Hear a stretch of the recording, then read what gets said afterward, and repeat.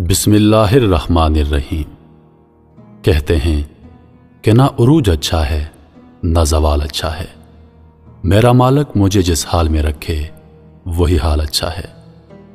دیکھتی آنکھوں سنتے کانوں آپ سب دوستوں کو روحیل خان کا محبتوں پر السلام۔ ناظرین، پیش خدمت ہے پیغمبر یوسف علیہ السلام، تیسرا حصہ۔ جب حضرت یوسف علیہ السلام کو کنویں سے نکال دیا تو قافلہ مصر کی طرف روانہ ہو گیا۔ جب قافلہ مصر پہنچا تو قافلہ والوں نے حضرت یوسف علیہ السلام کو مصر کے بازار میں فروخت کرنے کے لیے بٹھا دیا۔ حضرت یوسف علیہ السلام نے فرمایا، جو کوئی مجھے خریدے گا وہ خوش ہو جائے گا۔ عزیز مصر نے آپ علیہ السلام کو خرید لیا۔ عزیز مصر مسلمان تھا، حضرت ابراہیم علیہ السلام کے دین پر تھا۔ حضرت یوسف علیہ السلام ایک غلام کی حیثیت سے مصر میں داخل ہوئے۔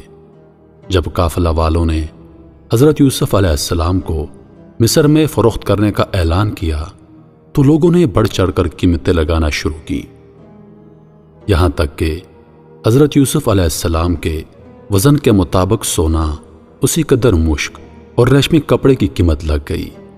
لیکن یہ دولت اللہ تعالیٰ نے عزیز مصر کے مقدر میں لکھی ہوئی تھی۔ اس نے یہ سب چیزیں ادا کر کے آپ علیہ السلام کو خرید لیا۔ یہ شخص مصر کا وزیر خزانہ تھا، جس کا نام ادفیر یا کتفیر تھا، اور اس زمانے کا بادشاہ قوم عمالقہ کا آدمی تھا جس کا نام ریان بن ولید تھا، جو بعد میں حضرت یوسف علیہ السلام کے ہاتھ پر اسلام لایا، اور حضرت یوسف علیہ السلام کی موجودگی میں ہی اس کا انتقال ہوا۔ عزیز مصر جس نے حضرت یوسف علیہ السلام کو خریدا تھا، اس کی بیوی کا نام زلیخا تھا۔ عزیز مصر فوج کا افسر تھا۔ اس نے حضرت یوسف علیہ السلام کو اپنے کارخانوں کا مختار کر دیا تھا، اور اپنی بیوی زلیخا سے کہا کہ اس کی عزت کرنا، شاید یہ ہمارے کام آئے، یا پھر ہم اس کو اپنا بیٹا بنا لیں۔ اس سے یہ بھی معلوم ہوتا ہے کہ عزیز مصر کی کوئی اولاد نہیں تھی، اس لیے اس نے کہا کہ اس کو عزت اور توقیر کے ساتھ رکھنا۔ پروردگار عالم کی قدرت دیکھیے، حضرت یوسف علیہ السلام ایک غلام کی حیثیت سے مصر میں آئے اور ایک متمدن اور صاحب شوکت عزیز مصر کے گھر پہنچے، اور اس رئیس کی آنکھوں کا تارا اور دل کے مالک بن گئے۔ پھر وہ رئیس اپنی بیوی سے کہہ دیتا ہے کہ دیکھو، اس کو عزت کے ساتھ رکھنا، غلاموں جیسا رویہ اس کے ساتھ نہ کرنا، یہ فائدہ مند ہے، اس سے ہمیں فائدہ پہنچے گا۔ عزیز مصر نے جب حضرت یوسف علیہ السلام کے ساتھ غلاموں جیسا معاملہ نہیں کیا، بلکہ اولاد کی طرح عزت و احترام کے ساتھ رکھا، اور اپنی ریاست اور دولت کا مختار بنایا، اور گھریلو زندگی کی ذمہ داری ان کے سپرد کر دی۔ اللہ تعالیٰ کے احسانات مصائب میں بھی مستور ہوتے ہیں۔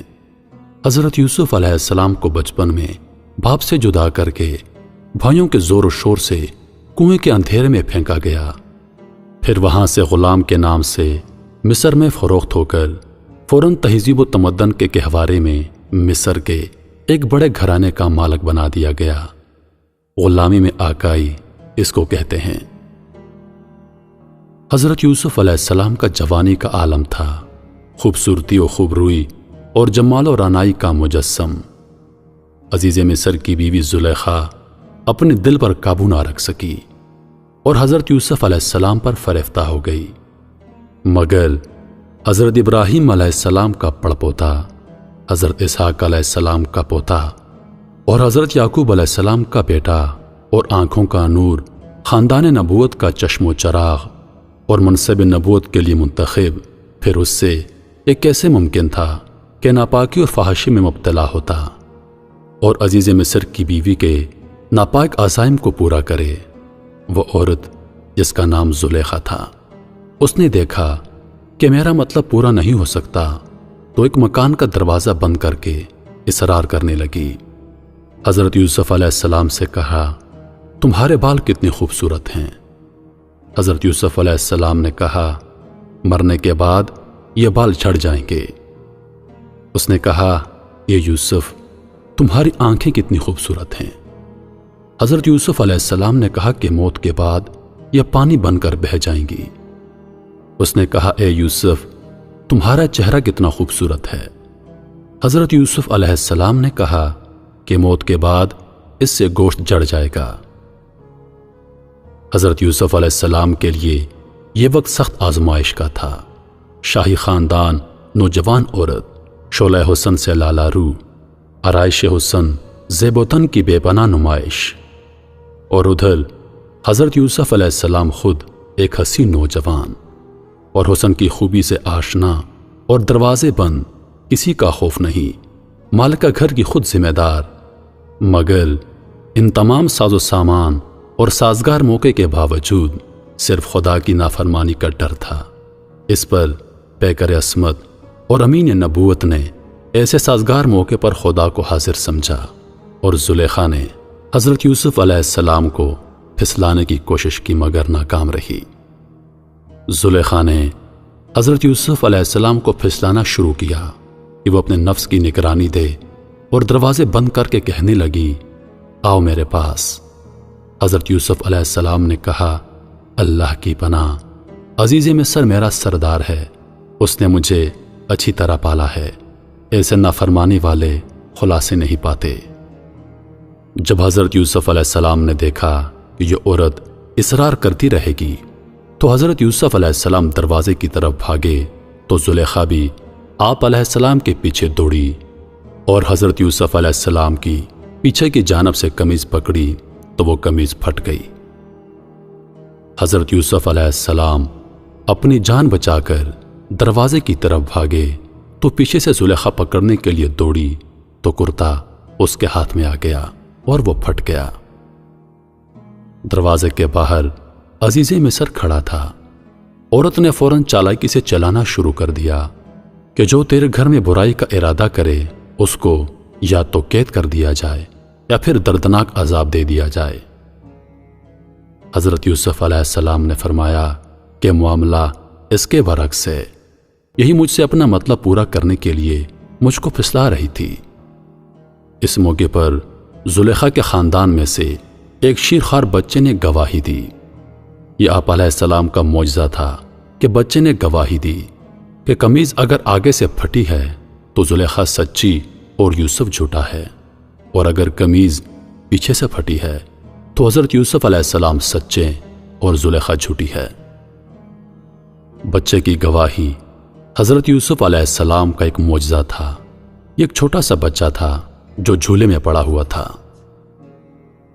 کہتے ہیں کہ تاریخ میں 4 بچوں نے بچپن میں دودھ پینے کی عمر میں کلام کیا ہے۔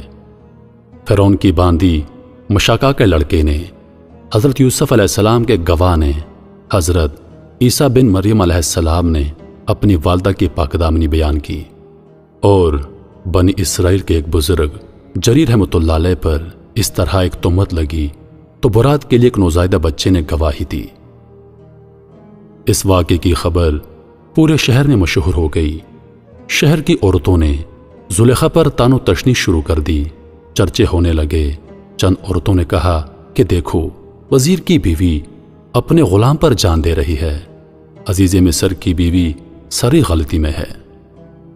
زلیخا نے جب ان سب کی فریب والی غیبت کا حال سنا تو زلیخا نے ان کو بلایا اور ان کے لیے ایک مجلس مرتب کی، اور ان میں سے ہر ایک کے ہاتھ میں چھریاں دی اور آگے پھل رکھ دیے جن کو وہ کاٹ کاٹ کر کھا رہی تھیں۔ جب حضرت یوسف علیہ السلام کمرے سے باہر نکلے تو سب نے بجائے پھل کاٹنے کے اپنے اپنے ہاتھ کاٹ دیے۔ کمرے سے نکلتے ہی عورتوں کی نگاہ جب آپ علیہ السلام کے چہرے پر پڑی تو حیرت زدہ رہ گئی، رعب و جمال یوسف علیہ السلام سے بے خود ہو گئیں۔ پھر ان تیز چھریوں اور چاقوں سے اپنی اپنی انگلیاں کاٹ دیں۔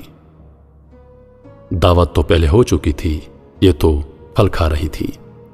پھر زلیخا نے حضرت یوسف علیہ السلام سے کہا کہ تم چلے جاؤ۔ حضرت یوسف علیہ السلام واپس کمرے میں تشریف لے گئے۔ زلیخا نے کہا دیکھا تم تو ایک دفعہ یوسف کے جمال کو برداشت نہ کر سکی، پھر بتلاؤ میرا کیا ہوگا۔ ان تمام عورتوں نے زلیخا سے معذرت چاہی اور اپنی غلطی کی معافی مانگی۔ حدیث میں ہے کہ شب معراج میں تیسرے آسمان پر حضرت محمد صلی اللہ علیہ وآلہ وسلم کی حضرت یوسف علیہ السلام سے ملاقات ہوئی، جن کو ساری دنیا کا آدھا حسن دیا گیا تھا۔ اور ایک روایت میں ہے کہ حضرت یوسف علیہ السلام اور ان کی والدہ کو ساری دنیا کا آدھا حسن دیا گیا تھا، اور ایک روایت میں ہے کہ حسن کے 3 حصے کیے گئے، 2 حصے تمام دنیا کو دے دیے گئے اور ایک حصہ حضرت یوسف علیہ السلام اور ان کی والدہ کو دیا گیا۔ آخر کار حضرت یوسف علیہ السلام کی پاک دامنی کی مختلف نشانیاں دیکھ کر عزیز مصر کو یقین ہو گیا کہ یوسف سچا ہے، مگر عوام میں چرچا ہو گیا تھا۔ اس کو ختم کرنے کے لیے یہی مسلط سمجھی کہ حضرت یوسف علیہ السلام کو کچھ عرصے کے لیے قید میں رکھا جائے۔ اس طرح حضرت یوسف علیہ السلام کو زندان میں قید کر دیا گیا۔ آپ علیہ السلام کے ساتھ انہی دنوں میں 2 اور ملزمان بھی جیل میں داخل ہوئے، جن میں سے ایک ساقی یعنی بادشاہ کو شراب پلانے والا تھا اور دوسرا بادشاہ کا باورچی تھا۔ دونوں پر بادشاہ کو زہر دینے کا الزام تھا اور اس الزام میں ان کو بھی زندان میں قید کر دیا گیا تھا۔ ادھر حضرت یوسف علیہ السلام بھی جیل میں داخل ہوئے۔ حضرت یوسف علیہ السلام اپنے علمی اور عملی جوہر کی وجہ سے قید خانے میں بھی چھپ نہ سکے، اور قید خانے کا داروغہ آپ علیہ السلام کے حلقہ احباب میں داخل ہو گیا اور جیل کا تمام انتظام آپ علیہ السلام کے سپرد کر دیا۔ آپ علیہ السلام قید خانے کے مختار ہو گئے۔ اللہ تعالیٰ نے آپ علیہ السلام کو زندان میں بھی تمام کاموں میں اقبال بند کیا۔